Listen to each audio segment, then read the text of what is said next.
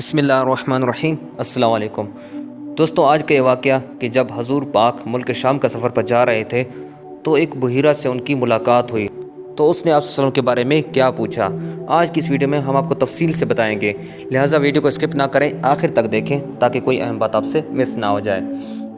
آپ کو قافلے کے ساتھ اس لیے نہیں لے جایا گیا تھا کہ آپ کم عمر کے تھے، آپ وہیں درخت کے نیچے بیٹھ گئے۔ ادھر بحیرہ نے لوگوں کو دیکھا اور ان میں سے کسی میں اسے وہ صفت نظر نہیں آئی جو آخری نبی کے بارے میں اسے معلوم تھی، نہ ان میں سے کسی پر وہ بدلی نظر آئی، بلکہ اس نے عجیب بات دیکھی کہ وہ بدلی وہیں پڑاؤ کی جگہ پر ہی رہ گئی تھی۔ اس کا صاف مطلب یہ تھا بدلی وہیں ہے جہاں اللہ کے رسول صلی اللہ علیہ وسلم ہے۔ تب اس نے کہا، اے قریش کے لوگوں، میری دعوت سے آپ میں سے کوئی بھی پیچھے نہیں رہنا چاہیے۔ اس پر قریش نے کہا، اے بحیرہ، جن لوگوں کو آپ کی اس دعوت میں لانا ضروری تھا ان میں سے تو کوئی نہیں رہا، ہاں ایک لڑکا رہ گیا ہے جو سب سے کم عمر ہے۔ بحیرہ بولا، تب پھر مہربانی فرما کر اسے بھی بلا لیں۔ یہ کس قدر بری بات ہے کہ آپ سب آئیں اور آپ میں سے ایک رہ جائے، اور میں نے اسے آپ لوگوں کے ساتھ دیکھا تھا۔ تب ایک شخص گیا اور آپ کو ساتھ لے کر بحیرہ کی طرف روانہ ہوا۔ اس وقت وہ بدلی آپ کے ساتھ ساتھ چلی اور تمام راستے اس نے آپ پر سایہ کیے رکھا۔ بحیرہ نے یہ منظر صاف دیکھا، اب وہ آپ کو اور زیادہ غور سے دیکھ رہا تھا اور آپ کی جسم مبارک میں وہ علامات تلاش کر رہا تھا جو ان کی کتب میں درج تھیں۔ جب لوگ کھانا کھا چکے اور ادھر ادھر ہو گئے تب بحیرہ آپ کے پاس آیا اور بولا، میں لات اور عزی کے نام پر آپ سے چند باتیں پوچھنا چاہتا ہوں، جو میں پوچھوں آپ مجھے بتائیں۔ اس کی بات سن کر آپ صلی اللہ علیہ وسلم نے فرمایا، لات اور عزی بتوں کے نام پر مجھ سے کچھ نہ پوچھو، اللہ کی قسم مجھے سب سے زیادہ نفرت انہی سے ہے۔ اب بحیرہ بولا، اچھا تو پھر اللہ کے نام پر بتائیں جو میں پوچھنا چاہتا ہوں۔ تو آپ صلی اللہ علیہ وسلم نے فرمایا، پوچھو، کیا پوچھنا ہے؟ اس نے آپ سے سوالات کیے، آپ کی عادات کے بارے میں پوچھا۔ اس کے بعد اس نے آپ کی کمر پر سے کپڑا ہٹا کر میرے نبوت کو دیکھا، وہ بالکل ویسی ہی تھی جیسا کہ اس نے اپنی کتابوں میں پڑھا تھا۔ اس نے فوراً میرے نبوت کی جگہ کو بوسہ دیا۔ قریش کے لوگ یہ سب دیکھ رہے تھے اور حیران ہو رہے تھے، آخر لوگ کہے بغیر نہ رہ سکے، یہ رائے محمد صلی اللہ علیہ وسلم میں بہت دلچسپی لے رہا ہے، شاید اس کے نزدیک ان کا مرتبہ بہت بلند ہے۔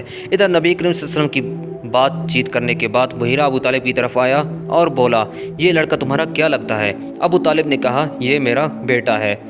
اس پر بحیرہ نے کہا، نہیں، یہ تمہارا بیٹا نہیں ہو سکتا، یہ نہیں ہو سکتا کہ اس کا باپ زندہ ہو۔ ابو طالب کو یہ سن کر حیرت ہوئی، پھر انہوں نے کہا، دراصل یہ میرے بھائی کا بیٹا ہے۔ تو بحیرہ نے پوچھا، ان کا باپ کہاں ہے؟ ابو طالب نے کہا، وہ فوت ہو چکا ہے، اس کا انتقال اس وقت ہو گیا تھا جب یہ ابھی پیدا ہی نہیں ہوئے تھے۔ یہ سن کر بحیرہ بول اٹھا، ہاں یہ بات صحیح ہے، اور ان کی والدہ کا کیا ہوا؟ ان کا بھی ابھی تھوڑے عرصے ہی انتقال ہوا ہے۔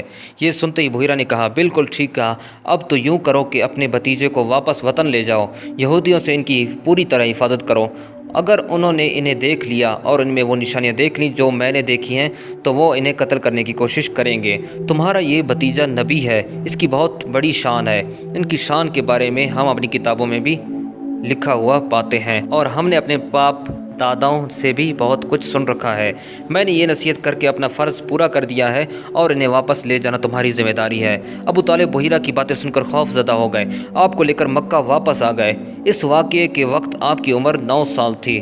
اس عمر کے لڑکے عام طور پر کھیل کود میں ضرور حصہ لیتے ہیں، ان کھیلوں میں خراب اور گندے کھیل بھی ہوتے ہیں۔ اللہ تعالیٰ نے آپ کو اس سلسلے میں بھی بالکل محفوظ رکھا۔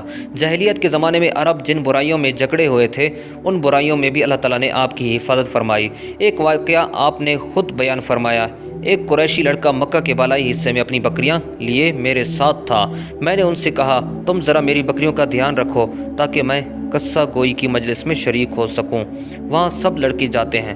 اس لڑکے نے کہا، اچھا۔ اس کے بعد میں روانہ ہوا، میں مکہ کے ایک مکان میں داخل ہوا تو مجھے گانے اور باجے کی آواز سنائی دی۔ میں نے لوگوں سے پوچھا، یہ کیا ہو رہا ہے؟ مجھے بتایا گیا کہ ایک قریشی کی فلاں شخص کی بیٹی سے شادی ہو رہی ہے۔ میں نے اس کی طرف توجہ دی ہوئی تھی کہ میری آنکھیں نیند سے جھکنے لگی، یہاں تک کہ میں سو گیا، پھر میری آنکھ اس وقت کھلی جب دھوپ مجھ پر پڑی۔ آپ واپس اس لڑکے کے پاس پہنچے تو اس نے پوچھا، تم نے وہاں جا کر کیا کیا؟ میں نے اسے واقعہ سنا دیا۔ دوسری رات پھر ایسے ہی ہوا۔ مطلب یہ کہ قریش کی لغو مجلسوں سے اللہ تعالیٰ نے آپ کو محفوظ رکھا۔ قریش کے ایک بت کا نام بوانا تھا، قریش ہر سال اس کے پاس حاضری دیا کرتے تھے، اس کی بے حد عزت کرتے تھے، اس کے پاس قربانی کا جانور ذبح کرتے، سر منڈواتے، سارا دن اس کے پاس اعتکاف کرتے۔ ابو طالب بھی اپنی قوم کے ساتھ اس بت کے پاس حاضری دیتے۔ اس موقع کو قریش عید کی طرح مناتے تھے۔ ابو طالب نے نبی کریم صلی اللہ علیہ وسلم سے کہا، بھتیجے آپ بھی ہمارے ساتھ عید میں شریک ہوں۔ آپ نے انکار فرما دیا۔ ابو طالب ہر سال آپ کو شریک ہونے کے لیے کہتے رہے، لیکن آپ ہر بار انکار ہی کرتے رہے۔ آخر ایک بار ابو طالب کو غصہ آ گیا۔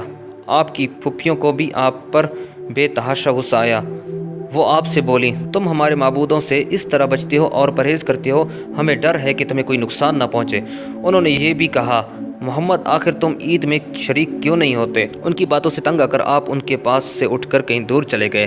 اس بارے میں آپ فرماتے ہیں، میں جب بھی بوانا یا کسی اور بت کے نزدیک ہوا، میرے سامنے ایک سفید رنگ کا بہت قد آور آدمی ظاہر ہوا۔ اس نے ہر بار مجھ سے یہی کہا، محمد پیچھے ہٹو، اس کو چھونا نہیں۔ اس سے آگے کا واقعہ اگلی ویڈیو میں۔ اگر آپ ہمارے چینل پہ نئے ہیں تو پلیز ہمارے چینل کو سبسکرائب کر دیں اور بیل آئیکن کے بٹن کو لازمی دبائیں تاکہ ہماری ایسی مزید اسلامی ویڈیوز آپ تک پہنچ سکے۔ تب تک کے لیے اللہ حافظ۔